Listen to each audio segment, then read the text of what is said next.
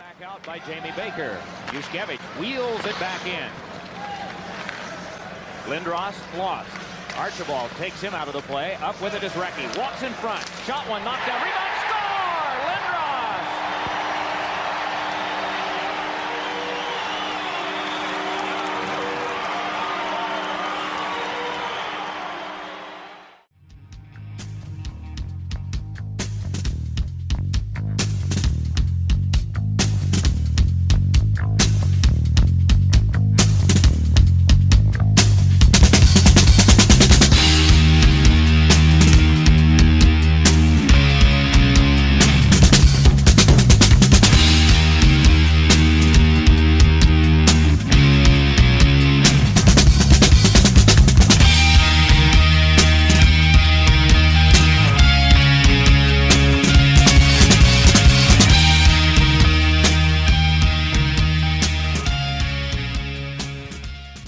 Hey everybody, it's Isaiah, and I'm here with Chef B, who's going to tell us about one of our sponsors here. Chef? Yeah, O&B Puckcast is now brought to you by Summit Public Adjusters. The winter months can be especially hard on our homes, from roof damage and peeling siding to frozen pipes and toilet overflows. Call Summit Public Adjusters before you call your insurance company. Dealing with your insurance company can be stressful and confusing. Let Summit Public Adjusters take the stress out of the claim process by having our guys work for you. Get the most for your money and your repairs. The next time the big snow or the rain leaves you with some home damage, contact us for a free consultation. Summit Public Adjusters are licensed in Pennsylvania and New Jersey. Learn more at summitpublicadjusters.com or call 215-752-0560. Just tell them that the chef sent you. Yeah, what was that number again, Chef? 215-752-0560. That's terrific. All right, we're going to carry on with the rest of our show. And we are back. It is Isaiah. Welcome to the O&B Puckcast, episode number 200. As the Flyers have played their first 5 games, and I got to go right to Chef B. Chef, been doing this now. It's our 7th season. We hit 200 official episodes. That doesn't include some specials and other shows that we've had. I'd like to thank all of our sponsors, including FlyersNittyGritty.com. But just a few words about this milestone for us here. Yeah, it's been great. You know, you meet a lot of people down the way, and you get to talk about a team that we're all very passionate about. And, you know, hopefully it looks like now we're seeing some results, the fruit of what was planned at the beginning of the season now. So, you know, here I'm going to hang in there, hang tough. I'm going to be very optimistic, but I'm also going to be very cautious. I'm enjoying, and here's to another 200 with a great crew. I think we have a great crew, guys. So, yeah, and one of them may be able to join us. The great Dan Silver, just coming back from a little bit of a vacay, so I'm not sure he'll be able to make it tonight. You know, we do have a really great guest commemorating this episode. You know him from pre and post game and intermission for the Philadelphia Flyers, the Flyers broadcast network. Stick to F1, stick to hockey pod. He does a great job. He is basically, he's the media go-to guy. Jason Myrtetus. Jason, man, welcome aboard. Thanks for having me, guys. It's my honor on a momentous episode. 200 episodes is not easy. You know what I mean? Like this whole on-demand spoken word thing, and the years. A lot of these years that you guys have been doing it have not been easy years. Provides for some really good conversation. But, you know, I love this community of on-demand and podcast hockey and Flyers, you know, thing that's been created. And it got created out of a need because radio ignored it, right? So everybody was looking for it. And I think that, you know, you guys and some other good podcasts out there, and everybody kind of fills their own lane a little bit differently. But you guys do a great job, and it's my honor to be here on this 200th episode. So I'll keep the lid on it for the episode, but I got my Union Forge Fires vodka jug handle here, so I'll tip one of those for you boys later. Nice, actually, throwing some OJ in there, you'll be cooking with gas. Yes, chef. Screwdrivers. Yeah. Well, excellent. Thank you very much. Yeah, appreciate that. So, hey, the Flyers have played 5 games to start the season 3-1-1. And, you know, they did a lot of that last year, but this is different. Last year, Jason, the Flyers were kind of beneficiary of Carter Hart standing on his head. and he's getting a lot more help this year. And I mean, maybe you could start wherever you want. What are the good news? What are the compelling storylines as this thing is kind of getting going here this season? And especially like last night, I think we're going to see a lot of games like that. And we're not exactly upset because of the way they lost, and they still get a point, and they'll keep fighting. And it's going to be a lot of that this year, you think? Oh, absolutely. That was one of the things I wondered about really specifically was last year. We heard Torts talk so much in preseason going into his first year about a standard and going out and being a professional. And then we heard through the season, and look, we saw some guys that weren't playing in his eyes the right way, and they were healthy scratch. Guys like Kevin Hayes, James Van Riemsdyk, like, are you kidding me, right? Like guys of that stature, he didn't care because if the accountability wasn't for everyone, it was for no one. And that's just the way accountability works inside an athlete's head or any person's head. If you go to work, whether you work at the accounting firm with 70 other accountants, if one guy just keeps fucking up and never gets in trouble, but you make a simple, honest mistake and get ridiculed for it, you got no respect for the leadership of your organization. And it's the same way in sports. So coming into this year, I was wondering, is that identity going to travel from year to year? Is that trait going to be going forward with some of the changes that took place this offseason, with some of the subtractions and some pretty big personalities with D'Angelo and Hayes and James Van Riemsdyk, an incredibly well-liked and respected longtime pro, and Provorov, obviously, and in comes some young kids. I mean, they dressed 10 guys under 24 last night. That's incredible. But that part did. I don't think identity travels from season to season. So it's becoming more of what Torts is referred to as a standard of an organizational standard. It's kind of like some of the organizations in sports that you look at. Like when you look at the Pittsburgh Steelers, you know what a Pittsburgh Steeler player looks like, right? Everybody, that guy's a Steeler. Damn it. And they draft him. And if he doesn't fall in line, that guy's no longer a Steeler. He's out of here. And there's no compromise. You either fall in line with their organizational DNA and standard, or you don't. And if you don't, bye-bye. So that's a really interesting element to the beginning of this season. And I think some of these games early on have been good foundational blocks to start to forge the identity of this group. In particular, that second period against Vancouver, the detailed performance against Edmonton, which cannot be lost. And then obviously a really gutsy game against Dallas. You go down two goals 2 times.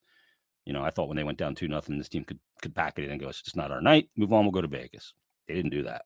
So all the credit in the world goes to teams that don't pack it in. Yeah, absolutely, Chef. Yeah, about finding the entity.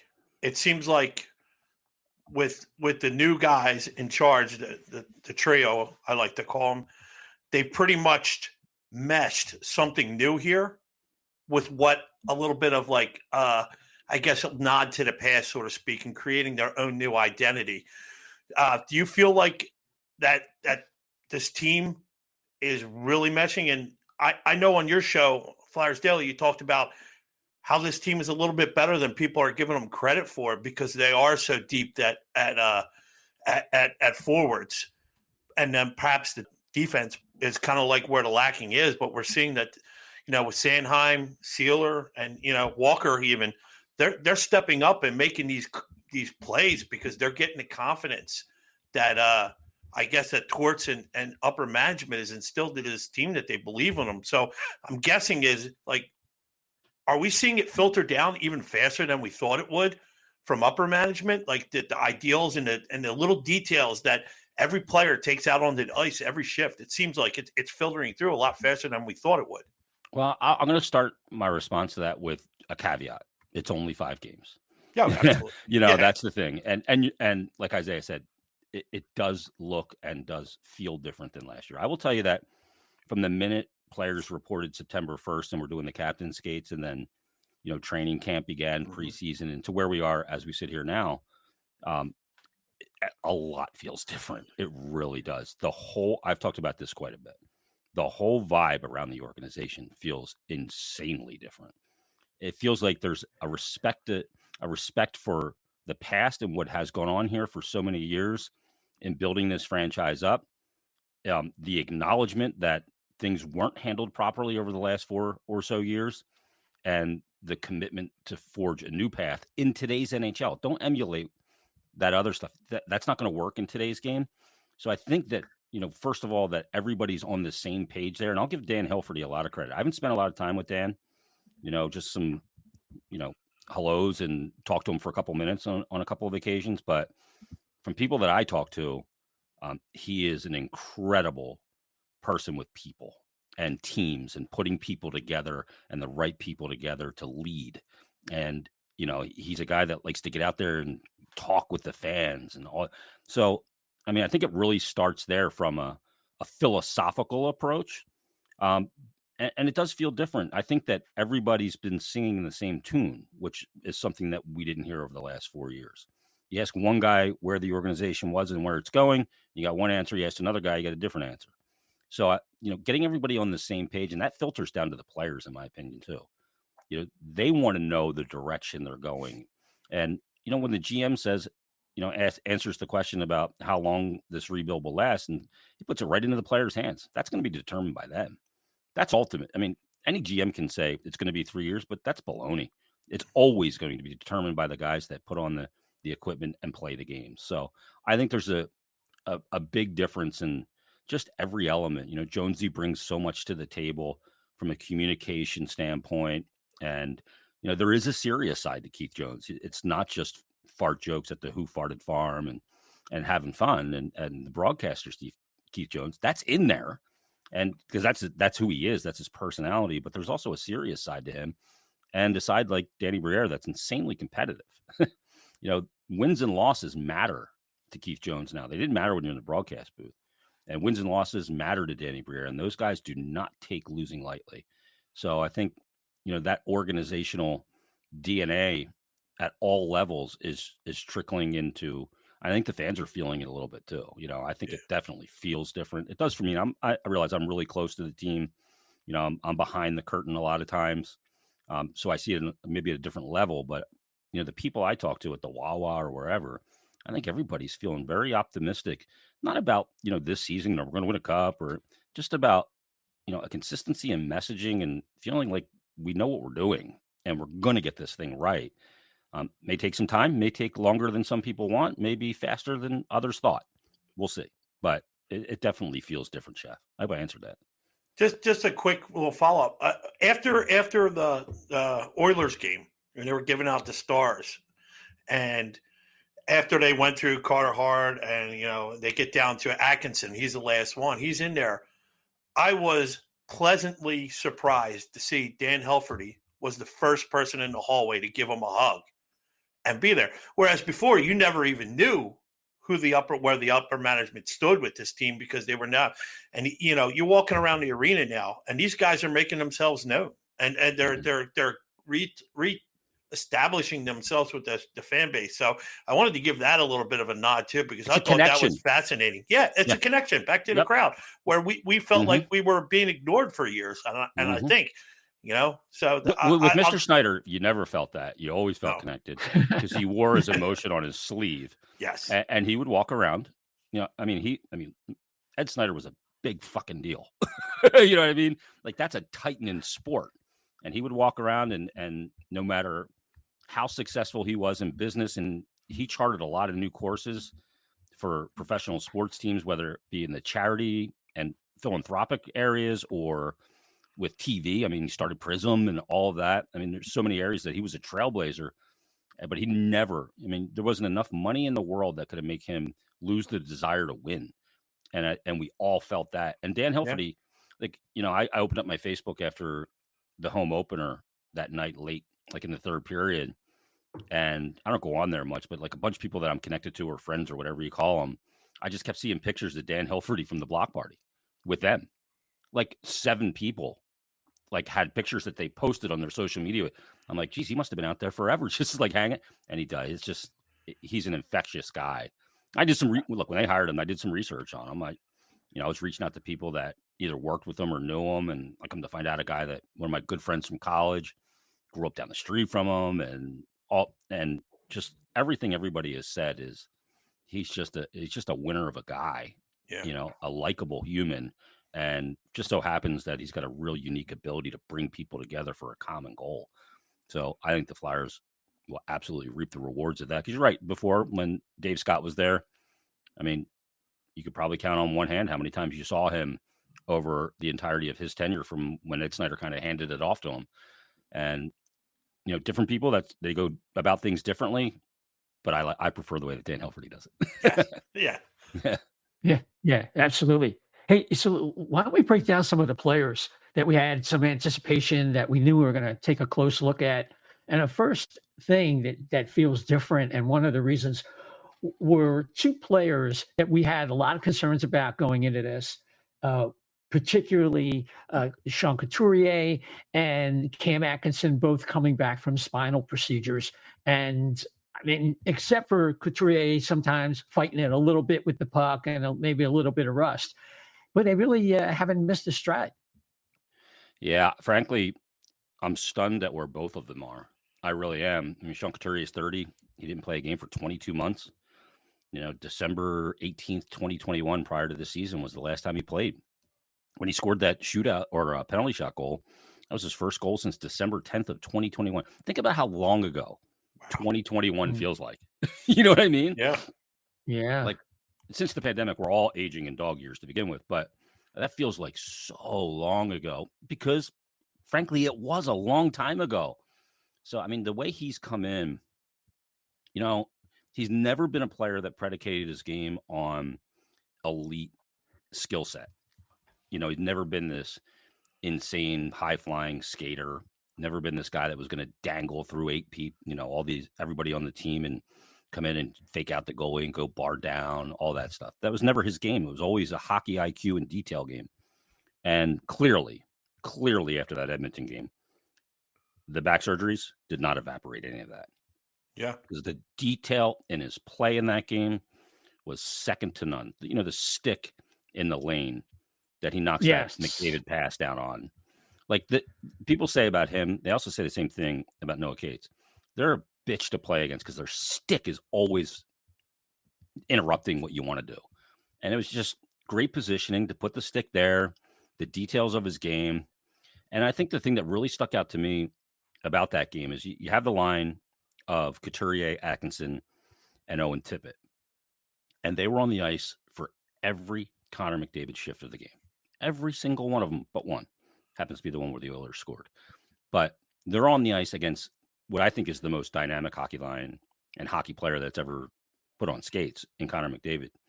And Leon Draisaitl's on his wing, and Evander Kane's on that line. And not only did they not let McDavid get wound up or get a shot, they outscored him. They didn't just shut him down. They also, Cam Atkinson had 2 goals in the game. You look at it, you go, are you kidding me? These guys didn't even play last year. Back surgeries, all of that. And they went out there and they did that, 4 games into the season. That's incredible. I'm surprised that both of them are where they are. Got to see if it's sustainable for them. That's the next hurdle. As you grind through, you're going to start to get more and more sore. I think they're going to be really cognizant and manage their loads when it comes to practice. Like Couturier missed practice last Monday. And they're going to be, mindful of that these guys didn't play and that they are north of 30. So it's been a shot in the arm, and those guys bring so much on the ice, maybe even more off it, in respect. And I love that, Torts said, if McDavid was on the ice, Couturier would have turned around and looked at me and been like, dude, Right. like, are you serious? Why am I not out there? And Torts wants that. He loves it. He will get into guys just to get them to get to that point that they are doing that. Never wants them to get lost on the bench. He wants them turning around saying, get me out there against the best line in hockey. And Couturier was doing that. Yeah, absolutely. And the way Atkinson was able to make those real high-speed plays that breakaway, where he was able to deke the way he did at that breakneck pace, it's like, wow. I mean, I know a lot. Those guys are running on a lot of adrenaline, which you're kind of, implying with your statement about, how they're going to get sore and all that. But still, that was very impressive. And it's like you forgot what a factor he is going the other way on the power play. I mean, on the penalty kill. And he too, he doesn't have the stick of somebody like Cates or certainly not Couturier, but he's aware. He played under Torts, so all this this whole concept of sticks and stick on puck, sticks in the shooting lanes, passing lanes, defensively, back pressure, and creating these turnovers. It's like ingrained in him, and it fits him like a glove. Yeah, the thing about Atkinson, he's always on the right side of the puck. If the puck is in your end of the red line, he is never on the wrong side of the puck. And for wingers, that's an issue a lot of times. They get too high on a player. You want to be between the player, puck, and your net. And he has always positioned himself very well along the walls because he's not going to, outmuscle a ton of guys. He's not a big guy, but his positioning, just where he puts his body, I think is really important. And the thing with that play, that goal that Atkinson scored on that pseudo breakaway, I thought it was interesting because I'm watching the play, and I watched it 100 times since. And Tippett gets the puck kind of in the left side of the neutral zone, and there is an easy 45-degree pass to Couturier up the right side with a lot of ice. And I'm going, that's headman it. I'm saying it as the game's happening. Headman that puck. He doesn't. He looks, and he finds Atkinson slipping behind the defenseman. Because if you headman the puck and you go in, okay, you may be able to create a decent scoring chance. But he knows if I can get this puck to Atkinson, he goes in all alone, scoring chance the potency of that chance goes up by a factor of 1,000. You know what I mean? So he had the wherewithal to go, I'm not going to make the safe play. I'm going to try and make a play. I might turn it over. It may not be a perfect pass. Turned out it was a perfect pass. Atkinson goes in and scores. I think that was a really savvy play from Owen Tippett in a situation where he had other options, safer options. But look, in this game, you got to incur risk to get reward. And I thought that was a really savvy play from Owen Tippett, who's fit with those two guys very well. And that backhand pass earlier, very savvy play. Well, Atkinson giving him a target. Mm-hmm. Yep. Yeah, that's what I talk about with details of the game, Isaiah. Yes, Torts talked about it last year. He called it almost offense. You did everything right, but put the puck in the net. But you got to do everything right to put it in. And Atkinson is 6 inches shaded with that blade of the stick where the defenseman can't reach it, and it's just sitting there like a big fat target. And I would tell you, just like a catcher in baseball, if you want the pitcher to hit a spot, put the glove where you want him to hit it. And if you do that, you give him a target. It's a lot easier to put it there. And he does that beautifully. And Atkinson just redirects it high glove on Jack Campbell. But that's a little detail, just getting the inside positioning on the defender and having the stick presented for Owen Tippett to send a beauty backhand and redirect it home. Yeah, absolutely. Chef. So we're talking about other people that were, had concerns about coming in. I guess Travis Sanheim was probably big on that defense list of concerns. Provy leaving, people were calling who's going to carry the minutes now, who's going to do it. From what I've seen, it looks like, Torts took the same approach with Sanheim as he did with Konecny. He's like, look, I want you to take more chances. You're going to fail. You're going to mess up, but but also at the same time, it seemed like he built up a little more confidence too. He seemed stepping up on it, on plays more, and he's more involved than I've seen him in like 2 years. So I guess my question is, it seems like he's filled that void, and you think his confidence is back to that point where he's going to be that number one deep, when he won the Barry Ashby Trophy. Is he that player again? Yeah, no, I think he looks better than that.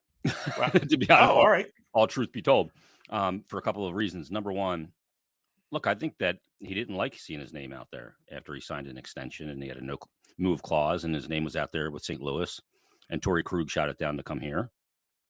I don't think any player likes seeing that, and I think he had a chip on his shoulder. I kept saying all along through the summer, as soon as the players get back, order of business number one is for management and coaching to sit down with him and talk to him and get on the same page because, hey, we're together right now and we got to do the best we can for each other. They didn't listen to me. They went out over the summer and did that. I come to find out they were out there in July, and having those conversations already.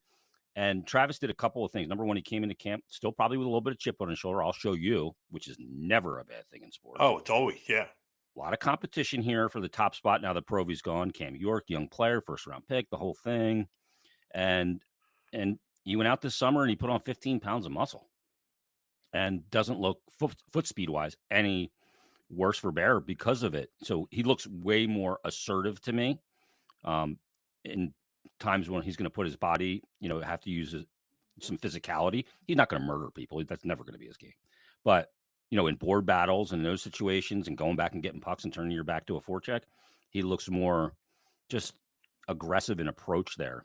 And then, you look at that Edmonton game, the one goal, I think it was the Farabee goal where Sanheim steps up in the neutral zone and just tail whips, the puck off the Edmonton player's stick. He's attacking them at the red line, defending it and attacking it at the same time. What a concept, right? Like the ultimate defense is offense, or the ultimate offense is defense. I don't know which one's right, but he tail whips that and boom, it goes the other way, and Brink and Farabee finish it off beautifully. But I just think you see a player that sees some opportunity in front of him, was really not happy with the way his year went last year. And we didn't know, like in training camp when he spoke the one day, and he said that he broke his foot in the semifinals of the World Championship of Hockey that summer. None of us had any idea. He walked out of the room. We all went, "Did you know he broke his foot? Did you know?" And everybody's like, "I didn't know that." And we went back and looked at the box score of the final. He was dressed, but he didn't play a second. And none of us picked up on it at the time. He wasn't asked about it. I didn't know that he was recovering from a broken foot going into last year. Nobody did. And good on him for never using it as an excuse. So I think you just have a really motivated player. He's a lot better player than the recency bias would suggest. And he's very today NHL too, like a great skater, long, got stronger so he can defend better around the net and on the walls. So I think you got a really motivated player. And he's been a big reason why I think they're off to a good start. Yeah, I mean, I see elements of Braden Coburn in his game, but he's got some other plus elements that Kobe never had. Although Kobe was a little bit more physical, not a fighter, but I could see a little overlap there, and that's not a bad player. No, that's not a bad player as long as you're asking him to do the things that fit within that. Look, he's been their number one ice time guy every game so far. I mean, he played over 28 minutes last night. Granted, it went into overtime, but still. He's playing power play. He's playing PK. He's had one gaffe when he got his pocket picked in Ottawa for the period. Yeah. Giroux picked his pocket. Beautiful play. Got it to Tkachuk, and he scored in the final couple seconds of the period. But other than that, look, when you're playing 28 minutes a night, you're going to show up. Somebody's going to get you once in a while. This is the best league in the world. So, and he's playing against the top and the best competition too. Yeah. I mean, he's playing the most dangerous players too. So, he's been excellent, and I just look for him to sustain it. He just seems more mature. He seems like he's jumped into more of a assertive as a player and more of a leader too, with the dynamic change in the room. Yeah, and maybe that's other players. Yeah, could be. We hear things, but we don't know. We're not in the room, so Joel Farabee off to a good start, in large part because of Bobby Brink. Those two are really hooked up a lot, and Brink's been bringing something that the Flyers haven't had really since Claude Giroux. I mean, we wanted a lot of that from Morgan Frost. We can talk about a little bit about Morgan later, but he just has this ability, these puck skills, this intuition, the ability to play. Jason really plays well in traffic. He doesn't panic, hangs onto the puck, and looks for the best play at that particular split second. That's a talent within itself. It's really, he's been the guy that's blown me away the most, because I did not see this coming at all. Like I see the skating stride, and it is, for lack of a better term, ugly. It's different. It's not efficient. And, in this day and age of kids getting skating coaches and skill coaches at Pee Wee, you think everybody's going to be this fluid skater. He's not. It's not pretty. But he's just proven already that at the NHL level, the game is not too fast for him at all. From a mental standpoint, like his processing. We saw in a preseason game, he had a pass to Tyson Forster on a power play where it was a surefire. He got the puck on the right side of the net. He was just going to try and slam it. Go short side, go high bar. Didn't. Looked it off, threw it across the Forster, who just like pushed it into the open net like it was so easy. And he's done that several times during this season too, including that, the assist he had to Farabee in the game against Dallas. He is right in the middle of the ice, like, 18 inches from the top of the crease, and it's a rebound that comes to him. 99 times out of 10, most players are 9 times out of 100.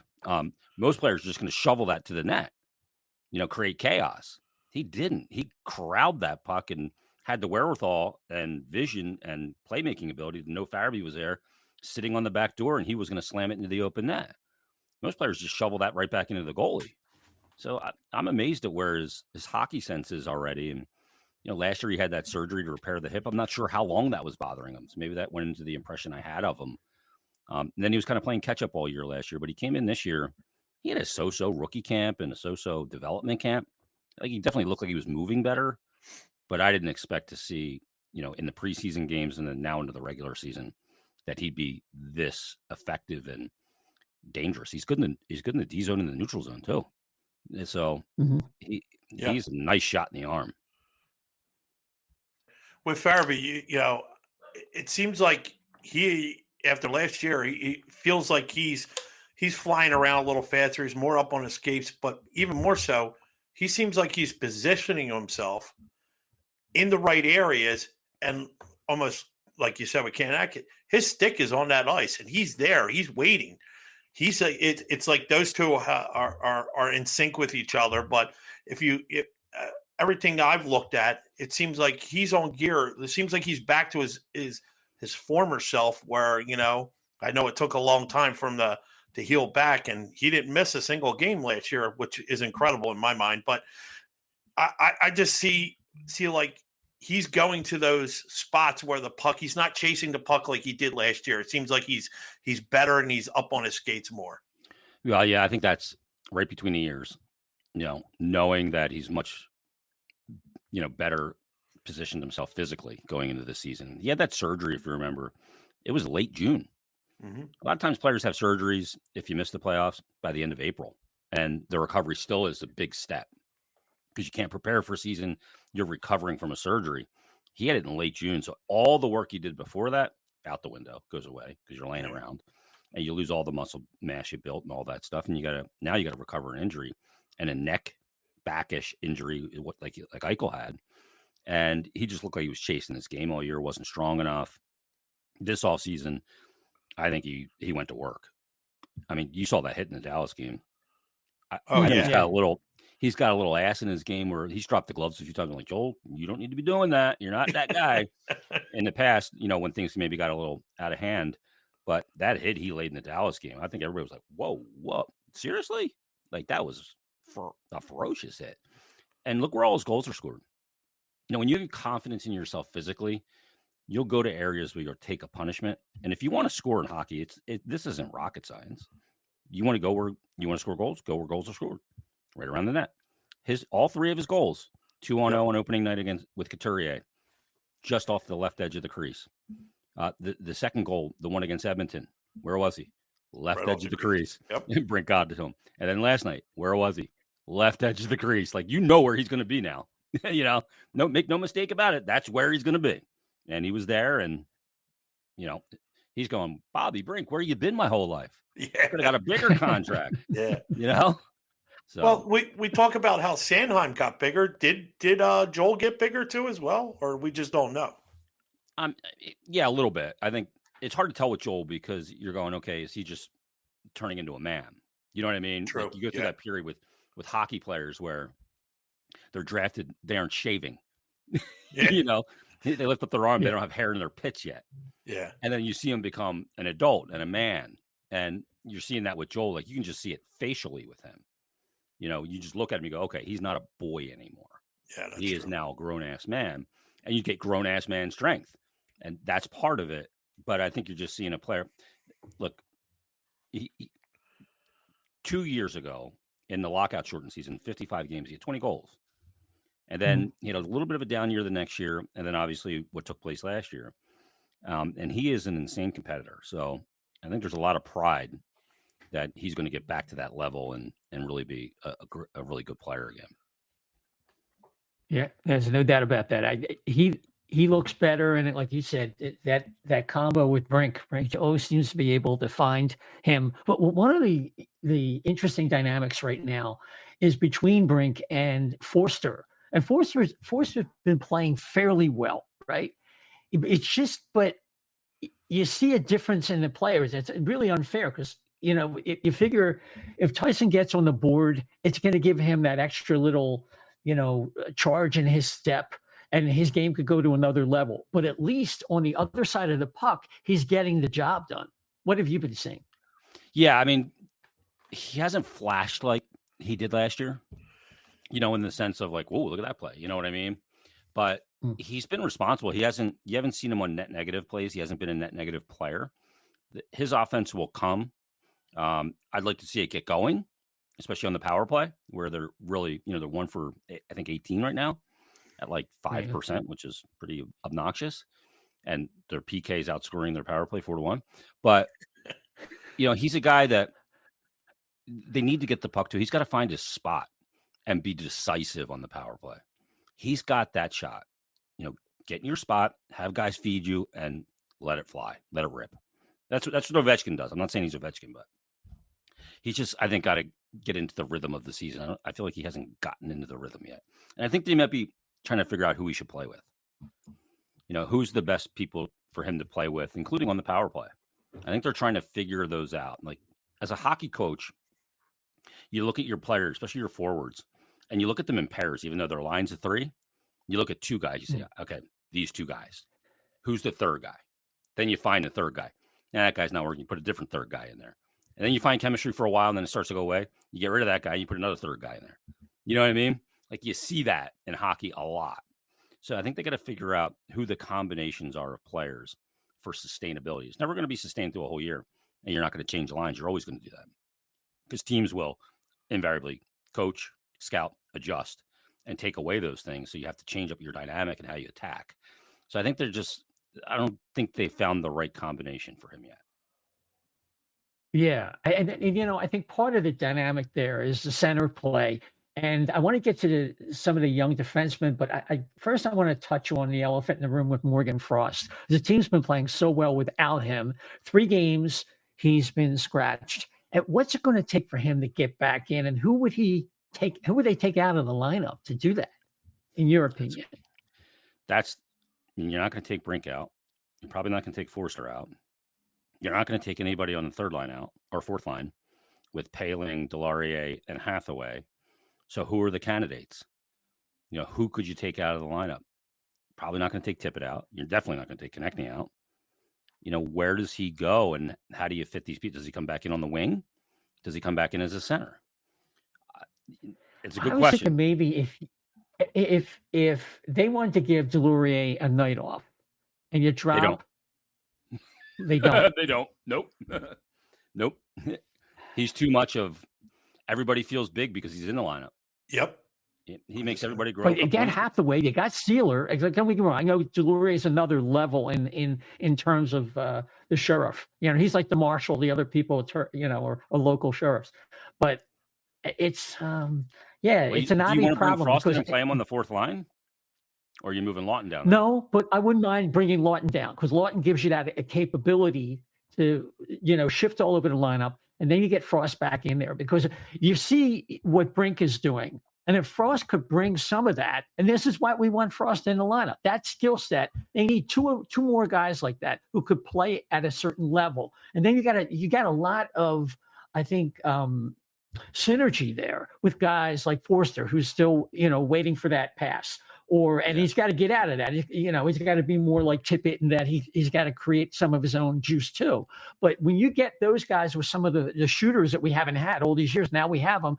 This is how you get that synergy and the lineup really starts cooking. But, the knotty problem of how do you get Frost back in the lineup?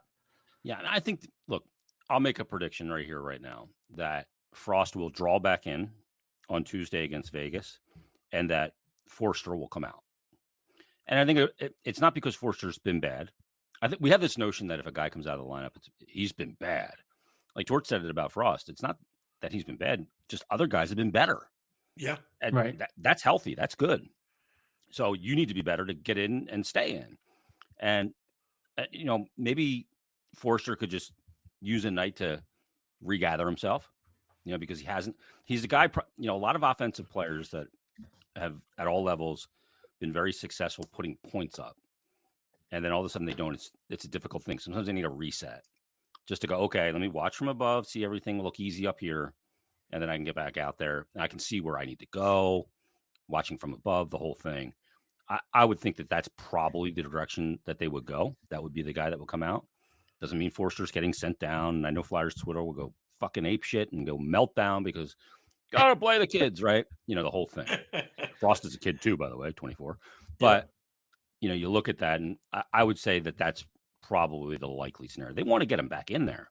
They know he's an important player for them. They signed him to a contract extension, and he's a center and a playmaker, and he led the team in scoring since January of last year.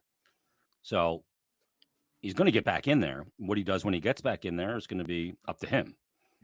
But I'd say that's the most likely scenario of a player to come out. Because, you just look at the roster. Cates ain't coming out. Delary ain't coming out. Farabee's not coming out. Atkinson's not coming out unless he's banged up or sore or something. Brink probably not coming out. Hathaway, like we talked about, Konechny, no way in hell. Owen Tippett, I think they're being a little bit more patient with him. I don't think he was very good in the first couple of games, but I think he's getting going now. And they're finding the combination that works for him with Couturier and Atkinson. He's the third guy in that little thing we just talked about. Yeah. Like it's Atkinson and Couturier. He's that third guy right now. He's the movable object. And he's on his off wing there too. So I would say it's probably going to be Forster. But yeah, you need a lot from Morgan Frost. I did bold predictions on Flyers Daily. And I checked on him the other day after 4 games, and I said, Frost, 60-plus points. I'm not off to a good start. I'm not off to a good start at all. That was one of my bold predictions that's not faring very well right now. Well, it looks like you're going to hit on Farabee for goals and possibly Noah Cates, too, as well. So we'll see. Well, Cates isn't really putting up a ton of points yet. He had the assist on the shorty. But I think I had Cates at, let me look at my list. I think I had Cates at 20 goals. He had 13 20. last year. Yeah. So, he can still get there. Offense tends to come in, and I'm ready. I wave the white flag on Cam York leading the team in average time on ice. That's going to be Sanheim. All right. So if we're going to talk, you're talking about, since you jumped in on D, Emil Andre. I understand. If Risto, let me ask you, if Risto wasn't hurt, he probably goes down to the Phantoms, correct? And gets seasoned a little more? Well, yeah, and that's weird because they don't play to the same side. Risto's a right shot and Emil's a left side guy. So it's not, like piece for like piece. But yeah, if Risto's back and because you got to open up the roster spot, and then it makes sense to do it there. I think he should be sent back. Yeah. He's made plays. He's made some mistakes, some pretty egregious ones too. Yeah. The guy before this year, I think, played a total of 9 games in North America on the smaller sheet. And he played in over there, and they play on small ice surfaces from time to time over there. Not as often, obviously, but adjusting to the North American game is a big adjustment. It's not just the size of the ice; it's the approach of the game. They're almost like different sports the way they play in Europe to here. So, and then the bigger ice exacerbates that even more. And he's making the jump from, the Swedish Elite League to the best league in the world. It's very unforgiving. Yeah. And look, he's jumped in there and tried to mix it up physically, learned a couple of lessons. Like, okay, I'm going in on a guy in the Swedish League. I could probably, because I made the decision to be more aggressive than him, I probably run him over. In this league, that guy just braces and I go flying. We've seen it a couple times, right? Yeah. So he's learning some lessons, and I think it's good that he's getting some time in because I always think it's good for players that are pretty close to the NHL to get some NHL experience so they know what it takes, and then take it to the AHL and use it knowing what it takes to be successful at the NHL level. It's knowledge that you can't just somebody tell you and get it. So I think he would benefit from going to the AHL, playing all situations, 25 minutes a night, and keep adjusting to the North American game.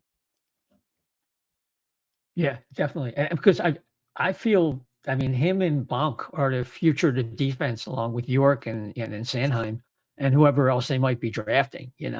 So who do you think they call up with stall out, Mete or Belpedio, just as like an insurance, especially the way Risto could be in and out of lineup?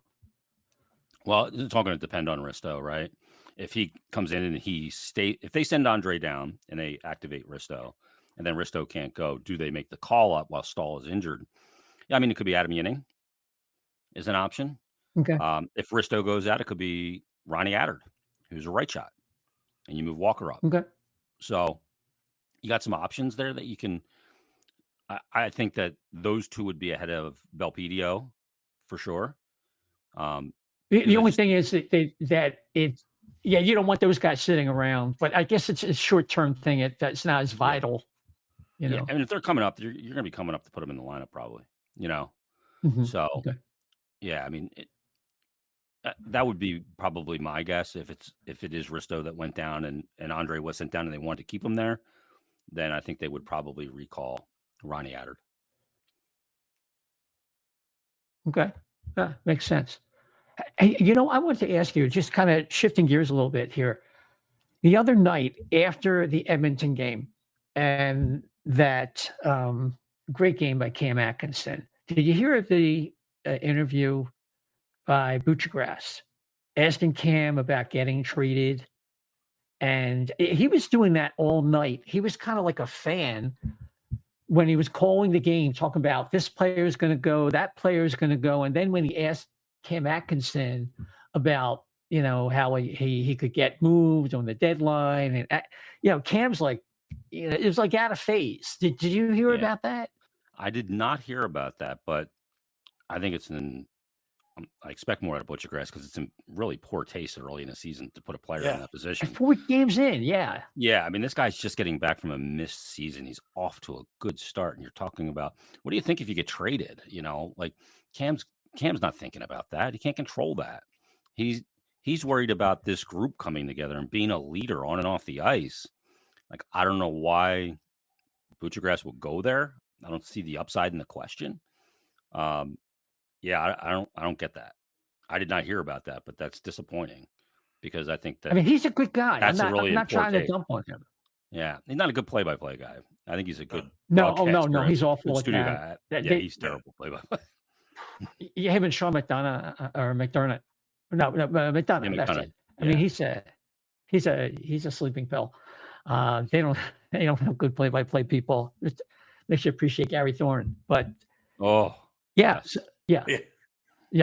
Fantastic.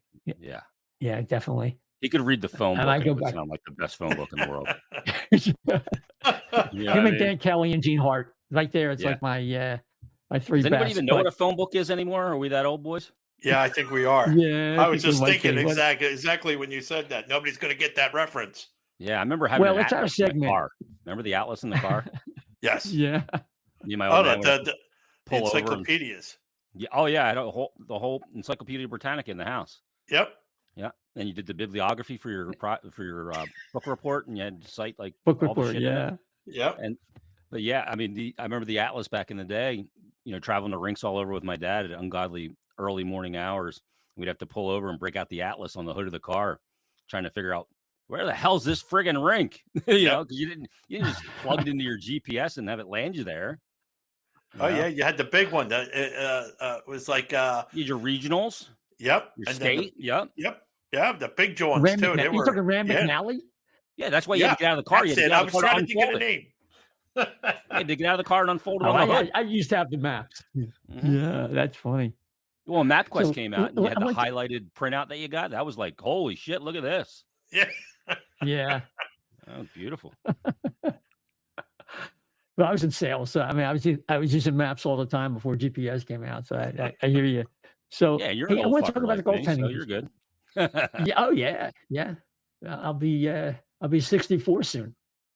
What? You don't. I still don't know 64. Yeah. Got every don't forget, you know. Still. This guy. Well, you know, StreamYard improves your appearance now. You know how it is. I just found that out. I did this touch up, and it said like you can do like strong. I went very strong, and I look at the freaking video. I look exactly the same, like shit. Like StreamYard needs to up their technology here to just replace my head.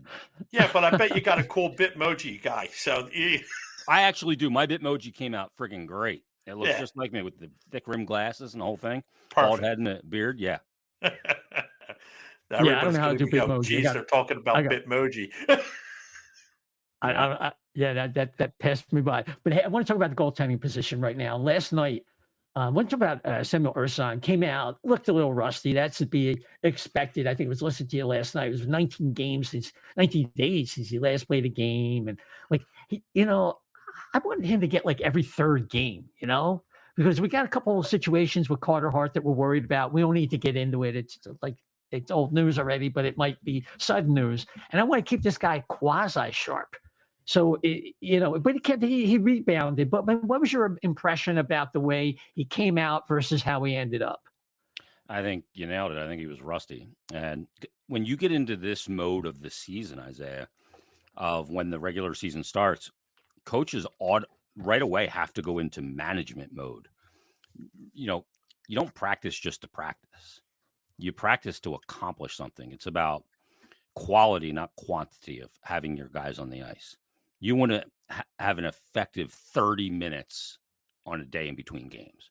You don't need to keep them out there an hour. Like, they don't need to be physically conditioned. These are elite athletes, and they went through Camp Torts already, which was hell on earth. Right. They are conditioned. You don't have to worry about that. So, but now you have to manage their energy, and you manage, their mental parts too. The brain. You got to manage the emotional aspect of it too with today's athlete. So, a backup goaltender is not going to get a lot of game simulated practice time, and the average time for a backup goalie in the NHL is probably upwards of 15 plus days between starts, even with a lot of back-to-backs and a condensed schedule at points. That's about the time frame that a backup goalie will get. That's some conservative on some ends and extreme on the other, where you have guys that'll go 3 weeks, 23 days between starts quite often. And you have to figure out, okay, how do I manage this? How do I manage my crease throughout the year so that when I do have to play my backup, and it's not a have to, but I do play my backup, that I can get a quality start. And also, I got to make sure that my number one goalie is getting what he's earned. Because, Carter Hart, he's going to be a professional once. He doesn't want to play 40 games. He didn't get into this professional thing to be a 44, 45 game a year goalie. Because you go to free agency, that's what you're getting paid on. You know what I mean? Yeah. And so and goalies are just like any other elite athlete. They're alphas. When they don't start a game, they don't play in the game for the most part. And you want to talk about boring. Sitting on the bench and all that shit, that's boring. You don't want that. You want to play. You earn the right to play, and you demand the crease. So for Sam Ersson, he definitely came in rusty. The first goal beats him high blocker. I think he cheated a little bit with, a player coming down the right side, and Andre kind of shaded that way. I thought initially Andre could have maybe attacked the puck carrier a little bit more to force the shot a little earlier.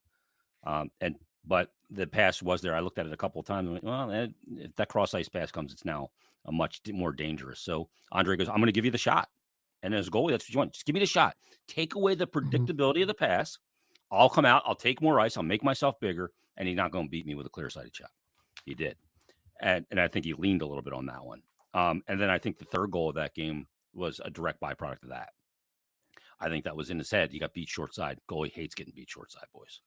That's the worst. You're never going to beat me short side. I'm always going to cover more on the short side because it's the shortest route from the puck to the back of the net. And you always shade that. And plus, more things can go wrong with the puck for a player shooting long side than short side in 98% of the situations. More traffic in the middle of the ice. If you miss it, the puck's going out of the zone and going the other way a lot of times. If you miss it short side, it just kind of deadens behind the net. So he got beat on that one. And then later on that third goal that Rupe Hintz scored, he got beat long side. Why? He was shading too far to the short side. So I thought he settled in the third period in the overtime, but he definitely looked rusty. Didn't look comfortable. It wasn't a game that lent it to him either. There wasn't a lot of chalk saves in the beginning of the game. After he lets in that goal, the second goal comes on that Sagan. I mean, it's a shot going well wide of the net, and it hits Sagan in the upper body and falls down and just right on his stick. It's right between Harrison's legs. He gets 6 shots in the first period, and 2 of them go in. There wasn't high volume for him to get into a rhythm of the game as a goalie, and that's really difficult for a guy that hasn't played in 19 days. So he's going to have to figure it out, how to keep himself sharp mentally, physically. They work with Kim Dillabaugh at every practice and work on the technical elements of their game, proper save recovery and positioning and edge work and post integration. They work on all that stuff ad nauseum, but it doesn't simulate game action at all. And when you get into a game, you can throw all that stuff out the window because it becomes about one thing, making the save. And he was definitely rusty, and we'll see how he goes moving forward. But it's not an easy position to be a backup goalie. I think that's why you see a lot of veterans, because there are guys that know that they were successful NHL goalies already. For a young guy like Harrison, who's only played, 12 games, 13 now, does he know that he's a bona fide NHL goalie? He'll articulate to that he is, because he's confident and he's got some swag to him. But does he know because he was? No. And that is a factor. That's why the backup goalies are a lot of times guys that transition from starter to backup, because they can handle that rest, because they've been there, done that a lot of times in the NHL. Yeah. It's just that the situation with Carter Hart's contract and some of the other things, it would seem like maybe Briere would be in Torts' ear, like, we want to shortchange our ability to win games. But Torts likes Ursan. So if he's going to give him maybe a little bit more work, like I said, once every 3 games, that's going to get Carter 50 games and Ursan 32. That's a nice ratio. No, it's not. Not for the starting goalie. It's not. No. Yeah, I don't want that. No, he wants to play more than that. I think you look at it 1 per every 4.5 games is about where you go. That's kind of Carter has averaged 48.5 games in a season since he became a full-time NHLer. So after, he came up his first year and played a partial season. And then after that, the 4 years since then till now, he's averaged 48.5, but he's been dinged up a good bit in those years too. He's always gone out for a little while dealing with, a nagging injury. It was really important for him to come back at the end of last year and finish the season healthy. That's why he played the last game. But he did play 55 last year. And I think he wants to play about 58. That's kind of the sweet spot for me for a goalie in this league. I mean, for him too, you want to play a lot to stay sharp. And when you're running good, you don't want the coach to go, okay, 3rd game, you go sit down now. If Hart's running good, he just keep rolling him, keep him in there. If he goes through a period where he struggles, then maybe Harrison gets 2 out of 5, something like that. That will happen when the schedule reaches those points of 5 games in 7 days and back-to-backs and all that. We're not there yet.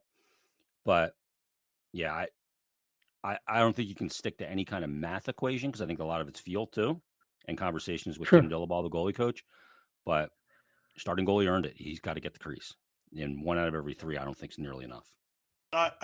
How long do you think this 3 goalie situation is going to hang around on the roster here? I'm not necessarily concerned about anything, but is there a subtle reason to this? Like, certain other teams needing a goalie and they're worried about losing, Felix for nothing. Is that what it is?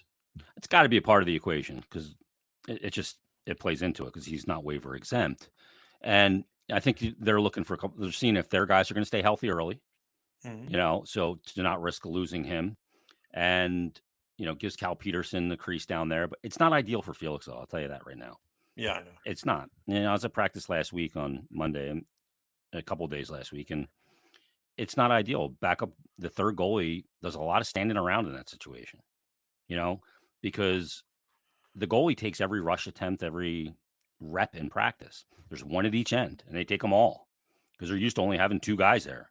Yeah. And I think it puts Harrison in a kind of a weird position too, because he's kind of lurking on that end of the ice. Do I come out and let him get a couple rips in there, my fellow countrymen?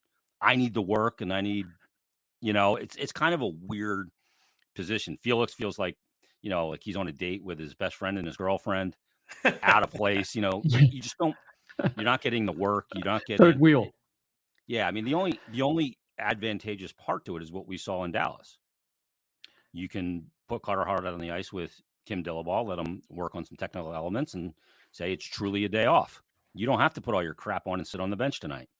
And they sat Felix there. So it is good for the mental recovery, because if you're even dressed as the backup for a goalie, first of all, just putting all the crap on is enough of a pain in the ass, right? Just to put all that gear on. And you have to prepare the same way you would prepare if you start, because at any given second, you could be going in. And you don't want to go in and, like, with your head in the upper deck looking at hot chicks because you'll be dead to rights in there. So you have to be mentally on. So if you really want to give a goalie a day off, don't dress him. And that's what they did. I think that's good management of his mind, of Carter's. So that's the only advantage, though. All the other ones, I think, are disadvantages. So I don't know how it's going to play out. But it's when they're practicing stuff, it's I feel uncomfortable. Put it that way. Well, you were a goalie, so you would know. So yeah, I mean, I was the third guy before, and I was the number one before. And when that third guy's there, it's kind of like you just your human nature. Hey, should I jump out here and let him get a few rips or no? But I'm like, no, I need my work. I'm the starter. I earned it. Yep. I need my work, but it's just a kind of a dicey feeling because that position's so weird because you can have depth at it until you don't, which can happen like that, right? And then all of a sudden you're calling, you're signing guys like Cal Pickard and Mike McKenna and, anybody with a pair of pads is next. And the other thing is, there's only one net in a game. When you look at organizational depth at right wing, you can go 15 deep or forward, right? You look at organizational depth at goalie, I mean, literally you're not going more than 5. And that's it. Because there's only one net. Yeah, absolutely. Yeah, it's it would be an interesting how it all works itself out, and like you say, Jace, I mean, overnight could be an injury, and it's a whole new ballgame. Well, you got Ursan and Sandstrom, so we hope that doesn't happen. But at least they're prepared. They're not going to. Yeah.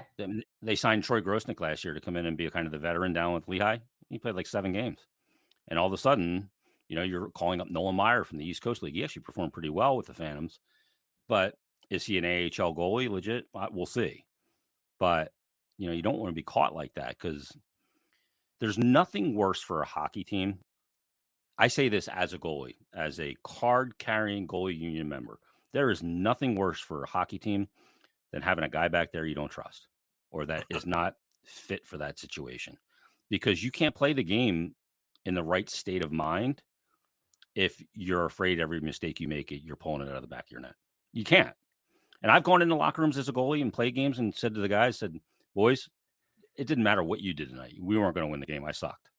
I couldn't stop a beach ball from the blue line. And that's on me. That's not on you. And so there's times when it is your fault. There's times when it's not. But when it's your fault as a goalie, own it. Totally own it. You have to. That comes with the turf of being the last line of defense in a position that is 100% reactive to your environment. And that's what goaltending is. It's why it's a rare breed that plays it because not a lot of people want to deal with that. Some people, crave it. Like I craved it, that pressure that came with it. Carter craves it. Like you love that element of it because when you do perform well and your team stinks in front of you and you win a game, you walk into that room, you feel like you're 8 feet tall. You're like that other team, they outshot us 42-19 tonight. We won 4-1. And you're like, you feel like the fucking man of men because you controlled everything for your team and you did it for every one of those guys in the room. And that's why when you go in there and you fall on your sword and you suck, they don't turn on you because you have accountability because you can't not have accountability. When you make a mistake in that position, a red light goes on and the crowd cheers when you're on the road and they all point at you, start chanting your name. Well, that's a tough way to make a living. Yeah, no doubt about it. So there's nobody in that room that's going to wander up to a mic and say, why you have to be mad? So we've been through it in this now, right? Yeah. There's a couple like things when it comes to goalies too is like a goalie can't ever be a captain. Like they tried to make Roberto Luongo a pseudo captain in Vancouver. Right. That was the most asinine decision I've ever seen. Goalies can be leaders and be vocal, but you have to pick your spots and how you say things, number one. And then number two, and every goalie will tell you this, goalie parent can't ever be a coach on your team. Never. Can't happen. My kid didn't want to be a goalie. Did it first. And I said, you got to learn how to skate. He scored a goal and he never wanted to be a goalie again. So I coached him from mite all the way through U18. And he's still playing now. But I've had parents come up to me when their kid made my team and say, hey, I'm so-and-so's dad, goalie X. I'd love to be an assistant coach. And I go, nope. And I go, I can help. I'm sure you could. Not on my team. And they go, well, why not? And I go, because you're a goalie parent. You can't even sit with the regular parents in the game. You have to stand in the corner of the end that your kid's not in. That's what you got to do. There's enough pressure on the position. I don't need dad on the bench. Plus, dad on the bench is going to hear when little Timmy lets in a shit goal, all the kids on the bench going, Jesus Christ, he's got to make a fucking save there. Like, you can't hear that stuff. It's too complicated. Goalie dad can't ever be a coach. My dad never coached me a game. Sat in the far corner. When we switched ends, he switched ends. Never sat with the other parents. Partied with them on the road when we went on trips and hotels like a mad dog, but never sat with them during games. Those are the rules of the goaltending. Makes sense. Well, that was the last one from me, Shep. If you got anything more, we can let Jason get out of here. And watch I know he touched on his bold predictions, and I'll tell you what. I'm not going to say that this is going to be a great team and all. I will say this though. I am I'm hedging my bets. I did put 100 down on them to make the playoffs, especially when before the season started, and just to keep my money options open. Let me look at that number. Where'd you get it at? It was at 12.5, I think, but now it's at 16.7. Yeah. Okay. Let me look here and see what it is. I mean, look, they started out last year 7-3-2 in their first 12 games. Yep. The reason why this looks a little different is because in those first 12 games last year, they scored 33 goals total, which is not enough, obviously, less than 3 a game. And Carter Hart was otherworldly in his first 8 starts. He went 6-0-2 and had a .946 save percentage. Yeah, I was going to say that. Insane. High save percentage. Yeah. I mean, his save percentage will be right there right now if he didn't have that Ottawa game where he didn't have much of a chance. But that being said, to make the playoffs, okay, so odds before. I just want to know the odds to make the playoffs. Why do they have to make this so difficult? I'm not looking for the cup odds. Just give me the odds to get into the playoffs.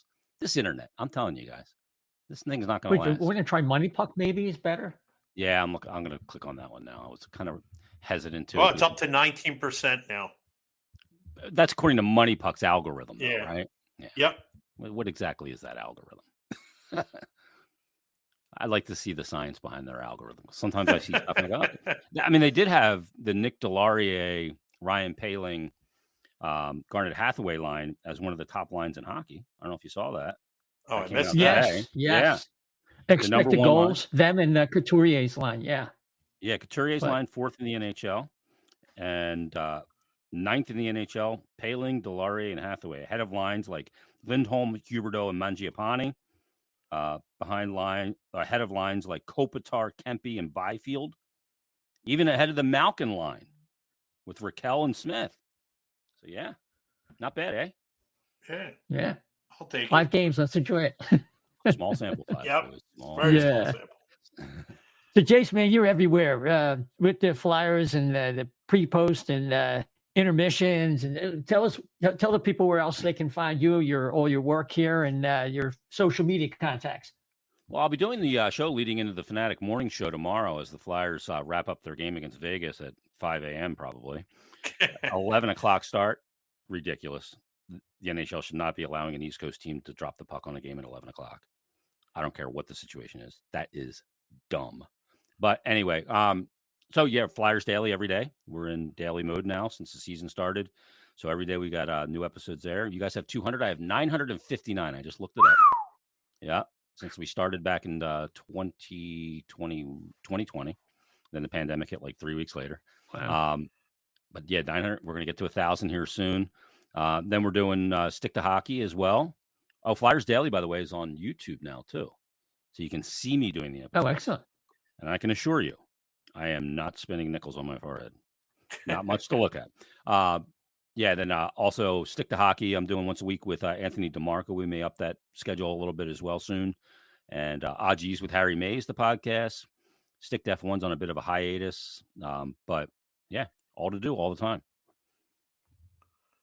Excellent. Jason, thanks so much for coming on our 200th episode, and hope to see you again soon down the road. Yeah, I better be here for 400. And let's not take so long to get to 400 here. Yeah. Like you've taken a long time to get to 200. It's an accomplishment to get to 200, But geez, let's pick up the pace a little here. You know boys. what it We is? got a lot of People better stuff follow- to talk about now, though. So Yeah, you said it yourself, man. We've been trudging through the mud here. And the other thing is, when you follow the game like we have for 30, 40, 50 years, I'm 53rd year, it's like I can't hyperreact to like these kids do and say, he's elite. He's showing tonight that he's here to stay. I mean, like, just calm down. Let a little time pass. So we like to wait every 5-7 games or something like that. And then we'll step in and give the he's no Chris Gratton, that's for sure. Well, yeah, that's you're right though. Like this younger generation wants to like crown somebody right away, either an elite like they throw around the term generational now, like it's it's insane. Like we threw it around like manhole covers, never. You know, I've seen 5 generational players. I'm 51. That's generational. Yep.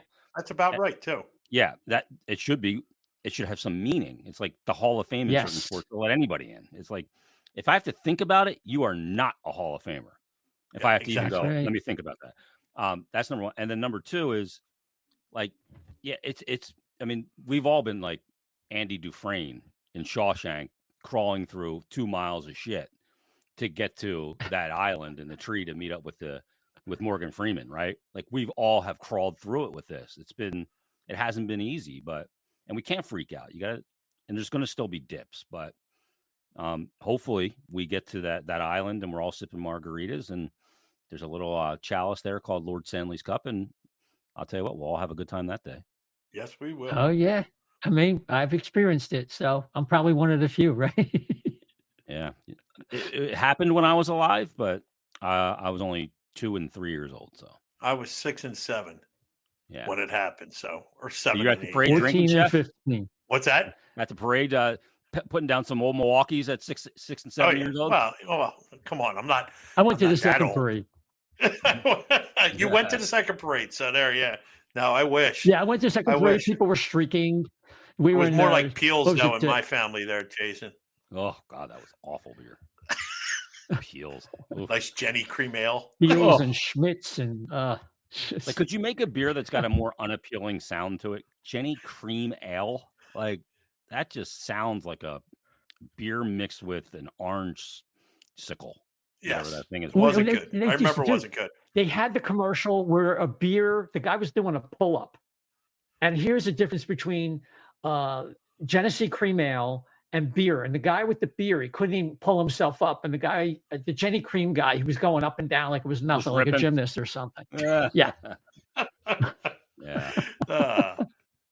It was old dad my commercials. Beer. I'm good. All right, man. Have that vodka on us and go Eagles, right? And go Phillies. Go Eagles. Go Phillies as well. Yep. Hopefully winning becomes infectious in this town. Yep. And it translates to the other 2 teams. But boys, congrats on 200 episodes. Thank Hell you, of an sir. achievement. Keep it going. Thank you. You guys do great work. And thanks for having me. All right. You got it, man. Take care. Take care. See you guys. Yep. All right. So, Chef, the Flyers, like Jason was referring to, are going to play in Vegas on Tuesday night. So we're recording this on Sunday. So we got a couple of days. And then we get the Flyers at home versus Minnesota. And on Thursday, then Saturday, they play Anaheim at home. And then Monday, the 30th, they're playing the Carolina Hurricanes. So I think they got 4 games at home in a row. And tomorrow's Tuesday's the big, what do they call that? Where all the teams are playing, all 32 teams are playing, and they're staggering the games by as little as 15 minutes. I forget what they call that. Something like that. Yeah, I know what you're talking about, but it's too much going on. Because you, as a fan, you can't enjoy it. Like it was tough the other night watching the Phillies and the Flyers playing, and I was flipping back and I was pausing because I could pause in between commercials and jump back to the other one and watch back and forth. It was just too much because, God forbid, and then you got to stay off Twitter because you don't want any spoilers. And no, exactly. Do it to where it's like at least baseball and it's smarter than that. It's where they have it after each other, and you have all these major games and the high market games and all that stuff. So they got to learn something a little bit more. But they're getting there at the NHL, but they're not ready yet. And You can get me at Chef de Let Be on Twitter. I mean X. Sorry, X. it's a habit. Well, That's a habit. Call it the app formerly known. Yeah, I did the same thing. So and you can follow the O&B Puckcast at O&B Puck at O&B Puck on the app formerly known as Twitter. I'm getting better at this, and of course, you can follow the O&B Puckcast on multiple podcast platforms: Apple, Spotify, iHeart, TuneIn, Amazon Audible, Google. We have a YouTube page. I think we have about a dozen. Just plug in with YouTube. Just plug in their O&B Puckcast. We'll come right up. We have a Facebook page. We're most active on Twitter. And if you could rate and subscribe on one of these platforms, if you could follow, if some platforms are follow, some subscribe, it really helps move us up the charts when people are looking for Philadelphia Flyer podcasts, which is what we are. And we do appreciate that. So somewhere in this homestand, we'll probably get back with you because the great Dan Silver is going to want to weigh in. Maybe we'll catch him on Tuesday, the 31st. Yeah, because that's the night after Carolina. They play a couple games, and then they're going to go and have a back-to-back set with Buffalo. So maybe right in there, we'll get back to you. But either way, until then, everybody, take care.